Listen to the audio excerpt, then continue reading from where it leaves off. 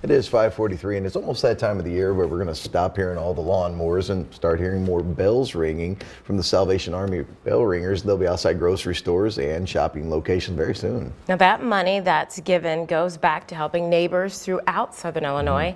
Brooke is live this morning talking to leaders about this year's Red Kettle campaign. Yeah, good morning, Evie and Table. That Red Kettle campaign for the Salvation Army of Southern Illinois will be kicking off here in just a few weeks at the beginning of November. There's going to be a big celebration right here in Town Square. And of course, funds raised from that will go back to services like, helping out with groceries as well as some bill assistance. But joining me again this morning is Cami Horn.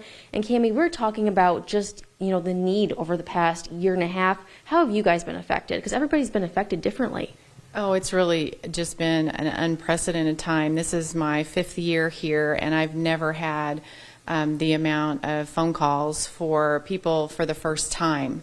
So it's a lot of folks who didn't receive the extra assistance because they just simply went from 50 hours a week to 16 hours a week. So they didn't qualify for a lot of the unemployment, or perhaps they didn't get the extra food assistance. And so it's people really figuring out how we can help for the very first time, and just inundated with so many calls of people that have had need in the last year that have never needed us before. In addition to, our former clients are still there. Our seniors or people who have been on a fixed income for years and years, they need us monthly as well.